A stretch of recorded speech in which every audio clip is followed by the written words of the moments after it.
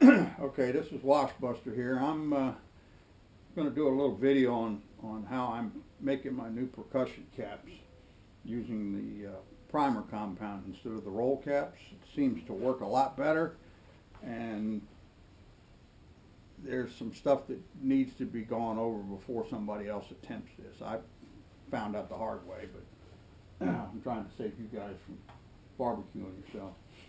Alright, the first thing that you're going to need is you're going to need some components. You're going to need to make a wood block that looks like this to hold your caps so you don't have to sit there and mess with them by hand, which is a matter of boring some holes in a piece of this wood, and then when you're done, drill a little small hole in the back like that so you can use a piece of safety wire, then a tool that I made to push them back out once you're finished. That makes it a lot easier. You're going to need a plastic lid like this. This is off a pellet tin. That's what I use to hold the compound when I scoop it. This is the little tool that I made. It's a small pistol primer that's safety wired. It's soldered to a piece of safety wire. You have to take the primer, pick the anvil out, and then put a punch in it and flatten it completely flat and silver solder to this. This is exactly the amount of compound you want to put in each one of the caps. No more, no less. That's what you're going to need. This is the other little tool I made that pushes them out from the back side of the wood block. It's just a piece of safety wire. A Visine bottle I use to put alcohol in. It's part of the process. A little porcelain mortar and pestle that I got off of Amazon for like $6. Helps to grind up some of the grainy stuff.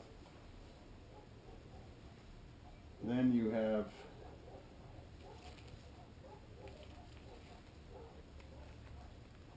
these 4 components that come with the primer compound right here. The instruction sheet that comes with it, and this is the label that comes off of the compound.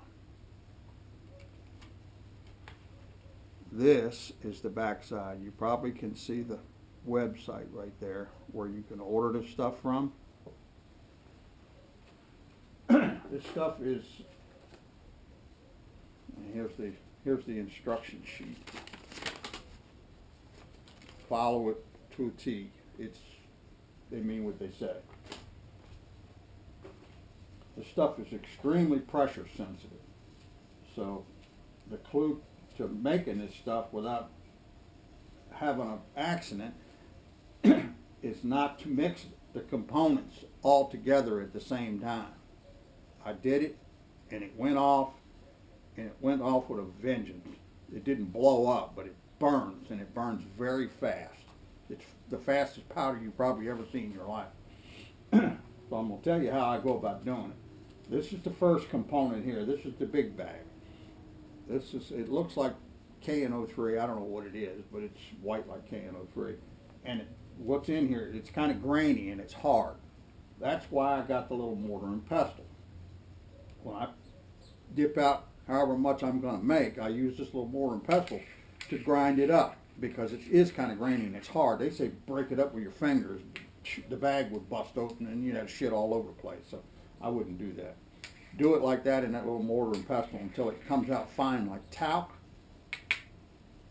Then dump it out onto a piece of wax paper like I've got right here on the counter.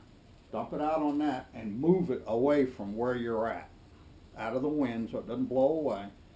It won't do anything in that particular configuration right there.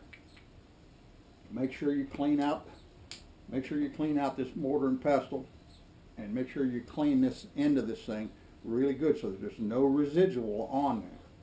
It's not hard to do. You just got to get a rag in there and just get it out because it's dry powder. Okay, the next thing that you want to do is you want to take the 2 small bags of the white and the yellow powder and dump that stuff in however much you're going to make into this, and take this and just keep grinding it up until it's really super fine. You know, if those two won't light off, so you're safe there. Now when you're doing these things, the best way to do it without really worrying about anything is I use a pair of heavy duty welding gloves. And when I do it, this is what I look like when I'm doing it.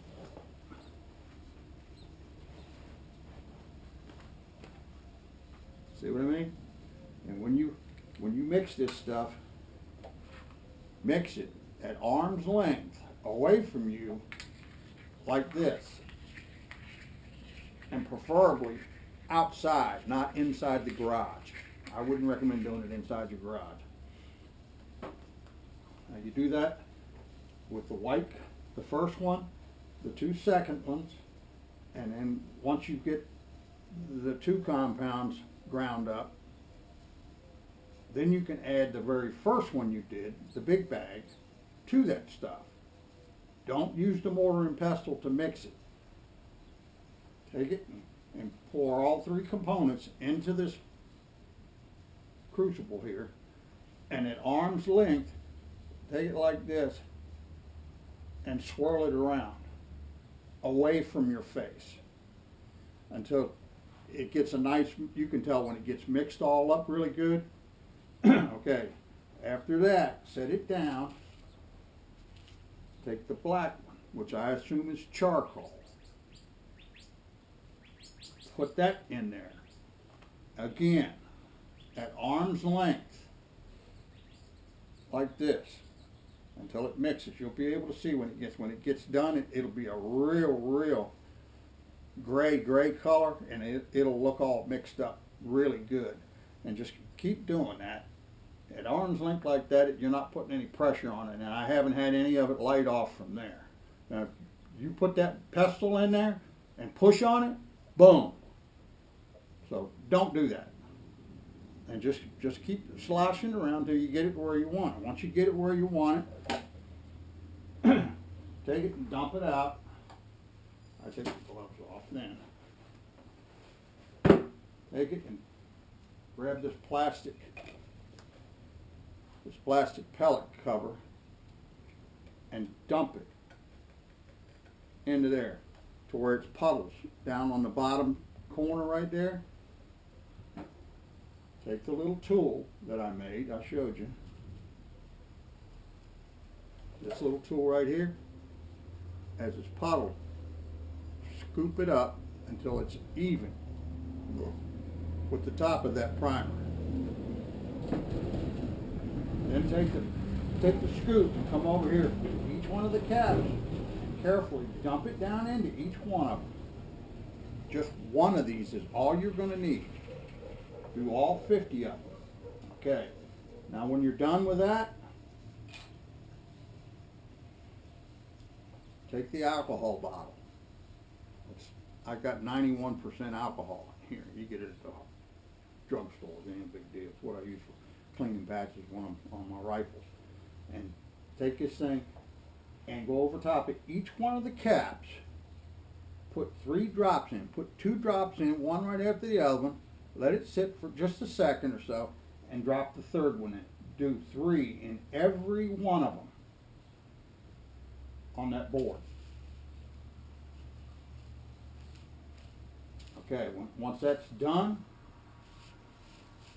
then you can take and set it outside in the sun or whatever, or inside the house here, inside the garage. Just put it away from where there's no flames or sparks. And let them dry for 12 hours. Now what happens when you put this stuff in here, it activates something in these compounds that turns that stuff hard, and it settles all the way in the bottom, makes it settle down.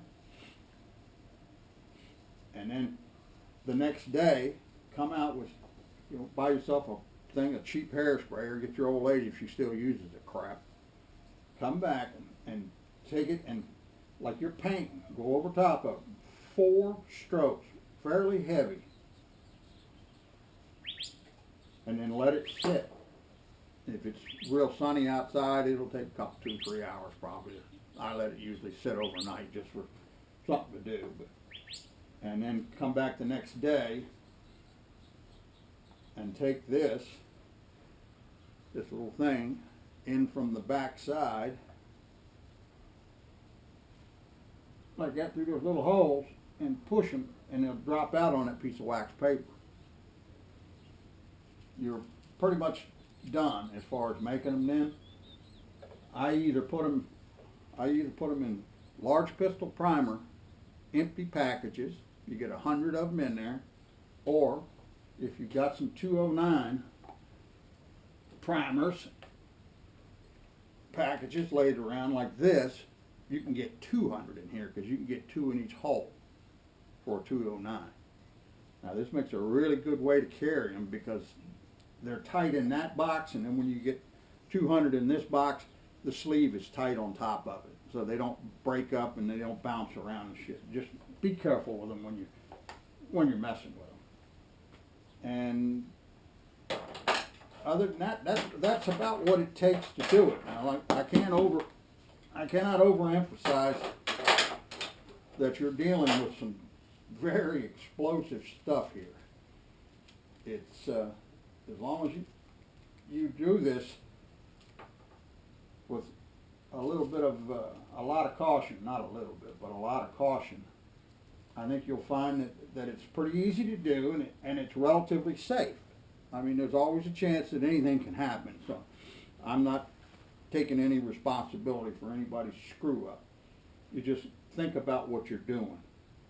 And if you've got any of this compound left over, just so you can see how fast it burns, pour it out on the concrete or something, or anything, a 2x4 or whatever, and take a torch. Don't use your lighter, because it goes up so fast you won't be able to get away from it.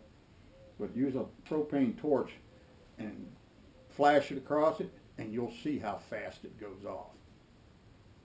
When it did it to me in this mortar and pestle thing, I was sitting right here. I didn't know. And when it went off, it was probably about right here, and that's when it burnt these 2 fingers and the skin. It didn't blister or anything, but it burnt it. And it filled this garage. This is a 20 by 20 garage, and it filled this whole room completely full of smoke. And it was that fast. I cannot overemphasize the speed of this stuff. It seems to be doing real well in my all my pistols, and it does extremely well on side locks. So that's about what it takes to do it. So if you have any questions, PM me, through the Gunslinger's Gulch, and I'll answer any questions, if you've got any of them. But just, if you're doing it, be very careful with it. Other than that, this is Waspbuster saying bye-bye.